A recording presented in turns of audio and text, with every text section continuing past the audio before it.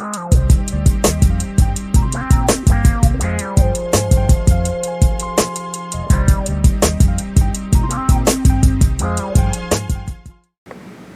morning, Nighthawks. I'm Dylan Hoggard. And I'm Annalise Castillo with your Nighthawk Report. Today's Thursday, April 27th, and A-Day. Today's National Babe Ruth Day. Will you please stand for the Pledge of Allegiance? I pledge allegiance to the flag of the United States of America and to the republic for which it stands, one nation, under God, indivisible, with liberty and justice for all. Here's what's happening today at First Flight. National Signing Day for college student athletes after school. Decision Day. Wear apparel to celebrate future plans, 9 o'clock to 11 in the cafeteria. Our lunch menu today features bacon, eggs, toast, and tots, fresh Southwest salad, or a fruit and yogurt parfait. Don't forget Math 1 and 3 EOC prep after school from 3:30 to 4:30. For Math 1, we will be going over linear functions with Miss York in C316. For Math 3, the topic will be congruent and similar triangles with Mrs. Kiniston in C312. Last call for volunteers for Special Olympics Spring Games this Saturday. Volunteers arrive at 8:45 a.m. Opening ceremonies will be at 9 a.m. Everyone is invited to come to the FFHS track to cheer on their favorite athletes. Time for your daily update with Mr. Lansing. Good morning, Nighthawks. I hope everybody's doing great on this Thursday. So remember, today is an A day, so let's all get really excited about that. Also, remember that tomorrow will be a half day for students, so please keep that in mind as you go through your day. Finally, today we want to celebrate all of our students with Decision Day, so you'll see a lot of students wearing different college apparel. So congratulate to all of our seniors. Really excited about that. So please have a wonderful day. Go Nighthawks.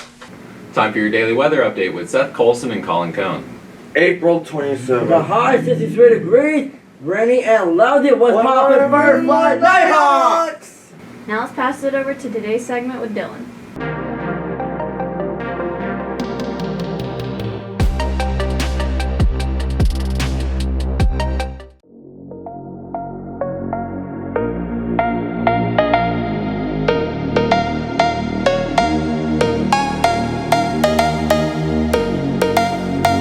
Good morning, Nighthawks. My name is Dylan Hoggard, and welcome back to this week's segment. This week we'll be showcasing an American classic, Chevrolet's grandpa car, the legendary Corvette.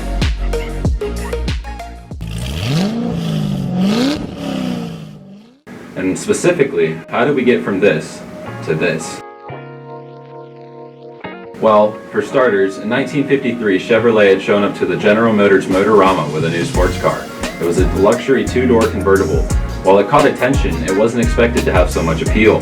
So due to high interest, the car was placed on the assembly line by June of that year.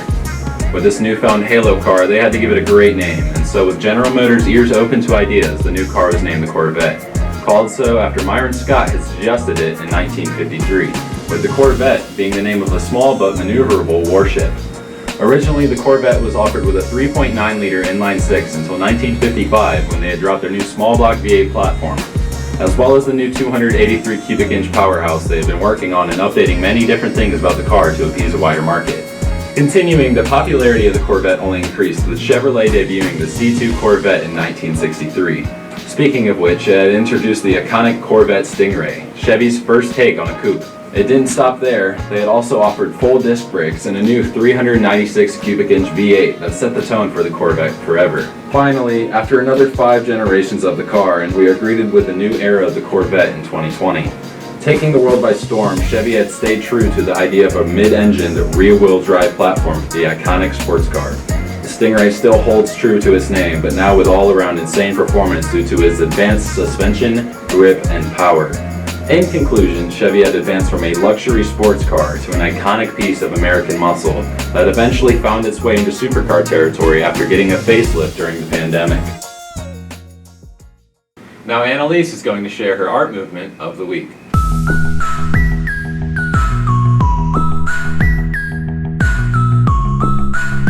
Welcome to Famous Art Friday with Annalise Castillo. This week I'm talking about the Pop Surrealism movement. Pop Surrealism lasted from the 1960s to the 1970s and had physical traits of recognizable imagery, vibrant colors, humorous satire about current events, and mixed media and collage. Now today's famous art piece is Marilyn Monroe, created in 1967 by Andy Warhol.